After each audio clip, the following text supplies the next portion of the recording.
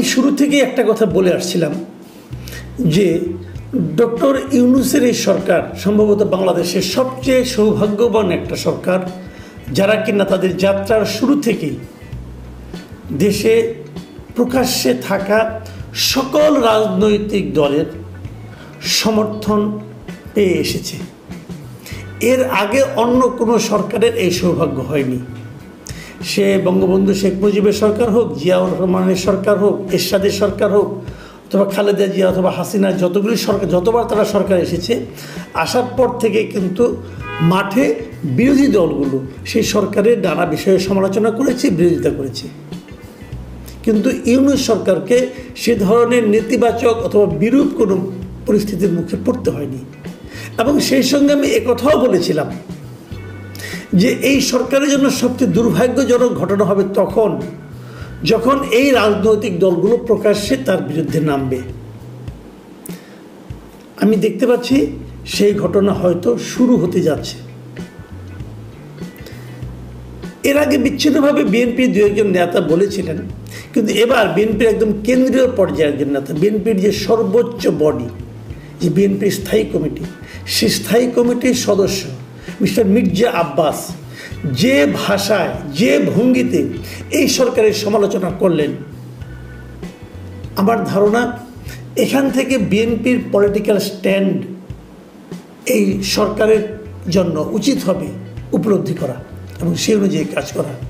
আপনারা শুনুন মির্জা আব্বাস কি বলেছেন। মির্জা আব্বাস কয়েকটা কথা বলেছেন। এই ঘটনাগুলি ঘটেছে বৃহস্পতিবার, কুমিল্লার ঘটনা। কুমিল্লাতে ওখানে বিএনপির সদস্য ফরম বিতরণের একটা প্রোগ্রাম ছিল। প্রোগ্রাম খুব একটা ইম্পর্টেন্ট না, বাট সেখানে মির্জা আব্বাস ছিলেন। মির্জা আব্বাস এখানে কয়েকটা কথা বলেছেন। একটা কথা বলেছেন যে কোনো গণমাধ্যম এবং সংবাদ মাধ্যমে সরকারের কোনো সমালোচনা করা হয় না, কারণ তারা সবাই সরকার তাদেরকে হয় ভয় দেখাচ্ছে অথবা লোভ দেখাচ্ছে কিছু একটা, অথবা এই মিডিয়াগুলো নিজের থেকে সেন্সর করছে, তারা কোনো সমালোচনা করে না, মানুষ জানে না। কিন্তু ওনার অভিযোগটা ছিল যে আওয়ামী লীগের, আমি ওনার ভাষায় ওনাকে বরং আপনাদেরকে পড়ে শোনাই, উনি কী বলেছেন। উনি বলেছেন যে আওয়ামী লীগের আমলে দেশের স্বাধীনতা সার্বভৌমত্ব ছিল না, এখনও একই অবস্থা। আগে কুকুরের মুখে ছিলাম, এখন বাঘের মুখে পড়েছি।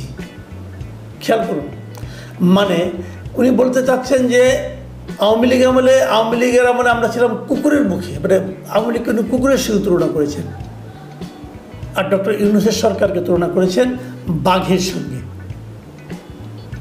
এবং উনি আরও বলেছেন যে আমরা নির্বাচনের কথা বলছি, কারণ আমরা দেখতে পাচ্ছি আমাদের দেশের স্বাধীনতা ও সার্বভৌমত্ব নিরাপদ নয়।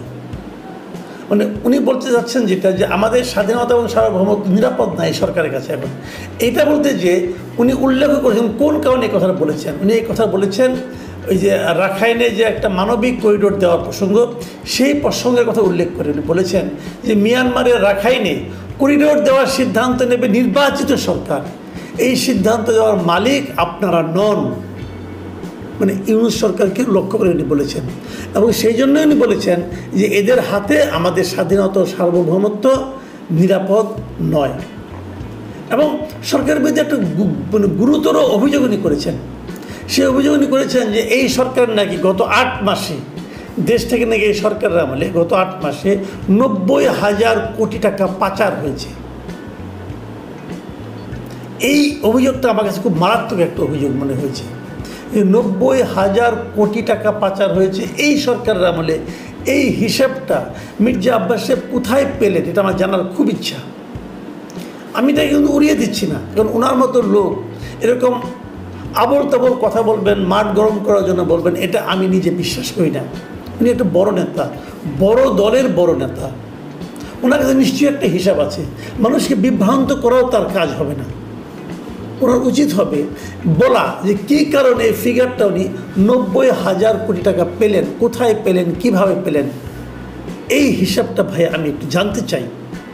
কারণ এ ধরনের কাজ যদি এই সরকার করে থাকে, তাহলে আমি তো মনে করি দেশের জনগণের উচিত হবে এখনই এই সরকারের বিরুদ্ধে আন্দোলনে নামা, যে আন্দোলনের নেতৃত্ব আমরা বিএনপির কাছ থেকে আশা করি। আর যদি অভিযোগ সত্য না হয়, আর যদি এই অভিযোগ কেবল কথার কথা হয়, তাহলে এ ধরনের ফালতু কথা বলার জন্য মির্জা আব্বাসের বিরুদ্ধে বিএনপি কর্তৃপক্ষ ব্যবস্থা নেবে, এটাও আমরা আশা করি। আমরা 90,000 কোটি টাকা পাচার হয়ে যাবে এমন কোনো অন্তর্বর্তী সরকারকে চাই না। বিপরীত দিকে 90,000 কোটি টাকার একটা অভিযোগ, ফালতু অভিযোগ কেউ উচ্চারণ করবে, সেটাও আমরা চাই না। এ দুটোর একটা সমাধান হওয়া উচিত।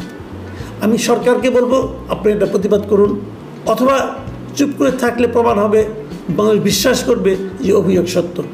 পাশাপাশি মির্জা আব্বাসকে বলবো, আপনারও দায়িত্ব হবে এই অভিযোগের সত্যতা প্রমাণ করা, অথবা দেখিয়ে দেওয়া, অথবা একটা হিসাব দেওয়া, কেন আপনার কাছে মনে হলো যে 90,000 কোটি টাকা পাচার হয়ে গেছে, এটা আমরা জানতে চাই। আর সেই সঙ্গে বিএনপির শীর্ষ কর্তৃপক্ষকে বলবো, যদি 90,000 কোটি টাকা আসলে এই সরকারের আমলে পাচার হয়ে থাকে, তার জন্য আপনারা আন্দোলনে মাঠে নামুন। কারণ এই 90,000 কোটি টাকার কথাটা বলাটা এই জাতির জন্য আপনাদেরই একমাত্র গুরুত্বপূর্ণ দল, আপনারা সবচেয়ে বড় দল, আপনাদের দায়িত্বের মধ্যে পড়ে। যাই হোক, এইগুলো একটা অভিযোগ। আরেকটা কথা উনি বলেছেন, সে কথাটা আমি আলোচনা করবো। উনি বলেছেন যে বিএনপির বিরুদ্ধে যে চাঁদাবাজির অভিযোগ তোলা হয়েছে সেটাকে উনি বাতিল করে দিন। উনি বলেছেন যে এখন তো বিএনপিদের যদি কেউ চাঁদাবাজি করে থাকে, এখন তো বিএনপি ক্ষমতায় নেই, যদি কেউ চাঁদাবাজি করে থাকে তাকে আপনারা ধরেন। এবং এই জায়গাটায় কিন্তু আমি মির্জা আব্বাস সাহেবের সঙ্গে একমত যে আসলে যদি কেউ বিএনপি চাঁদাবাজি করে থাকে, যদি কেউ চাঁদাবাজি করে থাকে, সে বিএনপির হোক, আওয়ামী লীগের হোক, যে দলেরই হোক, তাকে ধরেন। এবং এই ধরার দায়িত্ব কিন্তু সরকারের। এই সরকার সেটা না ধরে কেবল ঢালাওভাবে বিএনপিকে ডিফেম করার জন্য, বিএনপিকে সাধারণ মানুষের কাছে মানে তার বদনাম করার জন্য যে বলে বিএনপিরা চাঁদাবাজি করছে, এটা ঠিক হবে না। তবে এটা ঠিক, বিএনপির মাঠ পর্যায়ে চাঁদাবাজি হচ্ছে, দখলদারিত্ব হচ্ছে, এটা আমি নিজেও অনেক সাক্ষী। আমি তবে বাংলাদেশের নাগরিক, তাই না? আমি প্রয়োজন এগুলি একদম টু দ্য পয়েন্ট উদাহরণ দিয়ে দেখিয়ে দেবো কোথায় কোথায় বিএনপির লোকজন, ছাত্রদলের লোকজন চাঁদাবাজি করছে এবং দখলদারি করছে, জবরদখল করছে। এরকম অনেক উদাহরণ আমার কাছেও আছে, সেগুলো আমরা দেখিয়ে দেবো। কিন্তু তারপরে আমার কথা, যদি এরকম করে থাকে, সরকারের তো উচিত, সরকারের আইন শৃঙ্খলা বাহিনী তো উচিত, পুলিশের তো উচিত ওই লোকগুলিকে ধরা। পুলিশ কেন ধরে না? তার মানে সরকারকে তাদেরকে ধরতে না করেছে? এমনও হতে পারে কিন্তু সরকার বললো তোমাদের ধরো না, বিএনপির বদনাম টদনাম হোক, এরকমও হতে পারে। সেই বিষয়গুলো কিন্তু দেখতে হবে। সবচেয়ে বড় যে অভিযোগটা মির্জা আব্বাস করেছেন এই সরকারের উপর, সরকার প্রধানের উপর, সেটা বলেই আমি আলোচনা শেষ করব। তিনি বলেছেন কীভাবে, আমি হুবহু আপনাদের পড়ে শোনাই। তিনি বলেছেন, সিন্দাবাদের বুড়ো আমাদের ঘাড়ের উপর চেপে বসেছে, ঘাট থেকে আর নামতে চান না, ওনাকে ঝাঁকি দিয়ে ঘাট থেকে নামাতে হবে। বুঝতে পারছেন সিন্দাবাদের বুড়ো কাকে বলা হচ্ছে? আপনাদের নিশ্চয়ই মনে আছে সিন্দাবাদের বুড়োর সেই কাহিনী। আরব বুড়ো যিনি সিন্দাবাদের গল্প নিশ্চয়ই পড়েছেন। এই সিন্দাবাদ যাচ্ছিল এক জায়গায়, একটা বুড়ো হাঁটতে পারছিল না, সে বলছিল আমাকে একটু কাঁধে নিয়ে একটু যাও, আমাকে একটু উপকার করো। এবং যখন সে কাঁধে নিয়ে যখন তাকে ওই জায়গায় গিয়ে তাকে নামাই দিতে চায়, সে আর নামবে না। সে কতভাবে চেষ্টা করে, ঘাট থেকে তাকে আর নামাতে পারে না। তো আমাদের দেশের উপর, আমাদের জাতির উপর, আমাদের মানে উপর এরকম কি কোনো বুড়ো প্রথমে অসহায় ভাব নিয়ে এসে বসেছিল এবং সেখান থেকে নামতে চাচ্ছে না? কে সেই বুড়ো? ইঙ্গিতটা কোন দিকে নিশ্চয়ই বুঝতে পারছেন। এটা তো খুবই স্পষ্ট, ইঙ্গিতটা ডক্টর ইউনূসকে লক্ষ্য করে। এবং তারপর বলতে চাচ্ছেন যে উনি ঘাট থেকে নামতে চান না, ওনাকে ঝাঁকি দিয়ে ঘাট থেকে নামাতে হবে। এটাও কিন্তু একটা বড় অভিযোগ। ডক্টর ইউনূস এই বিষয়টাকে এখন কীভাবে মূল্যায়ন করবেন? আমি আগেও বলেছিলাম যে বিএনপির চাওয়াটা সরকারের কাছে কী ছিল? চাওয়াটা ছিল যে একটা নির্বাচন দেওয়া দ্রুততার সঙ্গে, এবং সেই সঙ্গে একটা নির্বাচনের রোড ম্যাপ ঘোষণা করা। এই সরকার কেন তা করছে না? এবং করছে না বলেই কিন্তু এখন এই সমস্ত কথা এই বৃদ্ধ বয়সে ডক্টর ইউনূসকেও শুনতে হচ্ছে। আমি ডক্টর ইউনূসকে অনুরোধ করব যে দ্রুত আপনার করণীয় কাজগুলো করুন। যে প্রক্রিয়া করছেন এটা কোনো ভালো প্রক্রিয়া না। অন্তর্বর্তীকালীন সরকারের যে কয়েকটা কর্মকাণ্ড নিয়ে এই মুহূর্তে সবচেয়ে বেশি সমালোচনা হচ্ছে, তার একটা হচ্ছে চট্টগ্রাম পোর্ট। চট্টগ্রাম পোর্টের একটা টার্মিনাল, মানে সবচেয়ে আধুনিক যে টার্মিনালটা, যেটাকে নিউ মেরিন টার্মিনাল বলা হয়, সেই টার্মিনালটা বিদেশি একটা কোম্পানির কাছে লিজ দেওয়ার যে আলোচনাটা চলছে এবং বলা যায় এটা মোটামুটি চূড়ান্ত পর্যায়ে চলে যাচ্ছে ধীরে ধীরে, সম্ভবত সেপ্টেম্বর নাগাদ কিছু একটা হয়ে যাবে, সেটা নিয়ে কিন্তু বেশ সমালোচনা হচ্ছে, বেশ বাদ প্রতিবাদ হচ্ছে। ডক্টর ইউনূস এর মধ্যে চট্টগ্রাম গিয়েছিলেন, সেখানে যে ইনি এই বন্দর নিয়ে নানা রকম কথা বলেছেন যে বন্দর হচ্ছে দেশের অর্থনীতির হৃৎপিণ্ড, আমাদের এই হৃৎপিণ্ডটা যত বড় সেভাবে এটাকে পরিচালনা করা যাচ্ছে না, অতএব বিদেশিদের সবচেয়ে যারা ভালো টার্মিনালকে হ্যান্ডেল করতে পারে সেরকম কাউকে নিয়ে এসে তাদের দিয়ে হ্যান্ডেলিং করানো হবে। এগুলো নানা কথা, এই কথাগুলো শুনতে ভালো শোনা যায়। এর মধ্যে আমরা দেখলাম যে আমাদের প্রধান উপদেষ্টা যিনি প্রেস সচিব আছেন মিস্টার শফিকুল আলম, উনি একটা টেলিভিশনে দেখলাম বললেন যে এটা ওনারা করবেন, এবং সেই টেলিভিশনের সঞ্চালক ওনাকে প্রশ্ন করেছিলেন যে এটা আপনারা করতে পারেন কিনা।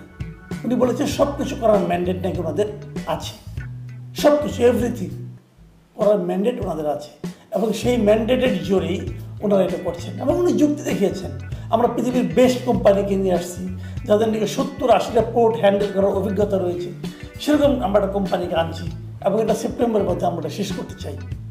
মানে ওনার বলার দৃঢ়তা শুনে মনে হলো ওনারা এটা করেই ছাড়বেন। এটা নিয়ে আলোচনাটা কিন্তু হচ্ছে যে কেন আপনি এই পোর্টটা বিদেশি একটা কোম্পানির কাছে দিচ্ছেন। দেখুন, মোটামুটি আমি একটু বলে নেই আসলে চট্টগ্রাম বন্দরের বাস্তবতাটা কি।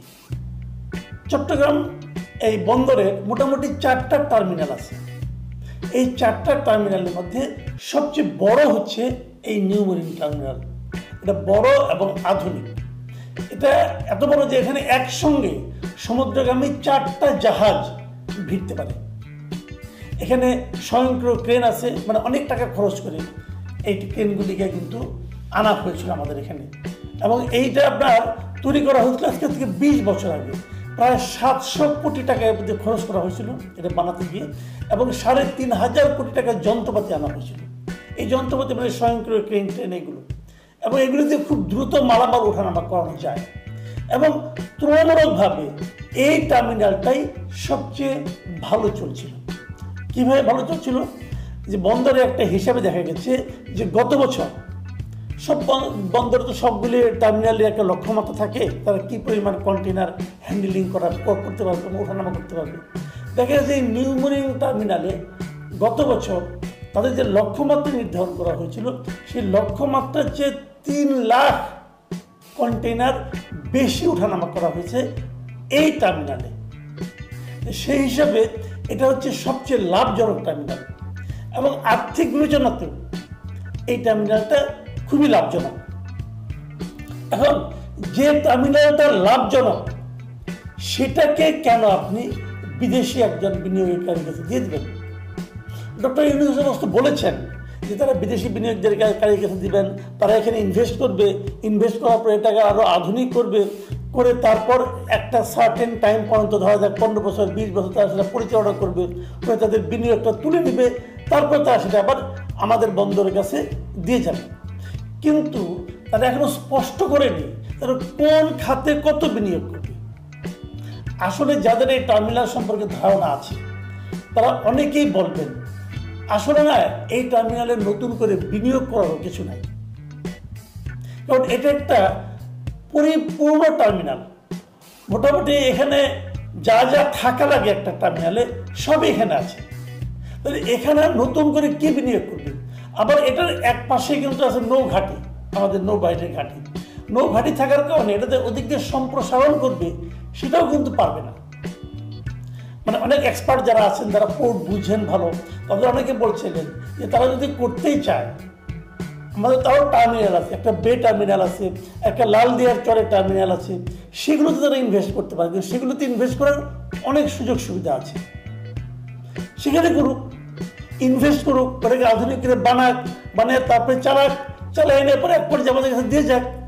কিন্তু যেখানে অলরেডি আমরা ইনভেস্ট করে ফেলেছি, মানে 4000 কোটি টাকা করে বেশি ইনভেস্টমেন্ট এখানে হয়ে গেছে অলরেডি, সেইটা তো সেই সময় 20 বছর আগের কথা বলছি, এর মধ্যে তো অর্থের মূল্যমান ধরলে আরও অনেক বেড়ে যাবে। যেখানে আমরা এত টাকা ইনভেস্ট করে ফেলেছি সেইটাকে কেন অন্যদের কাছে দিয়ে দেওয়া হবে? ওখানে তারা কি নতুন করে ইনভেস্ট করবে? যে কারণে আমরা আগেও বলেছি কিন্তু যে টার্মিনালের কাজ আমরা শুরু করতে পারিনি, আপনি সেখানে যান।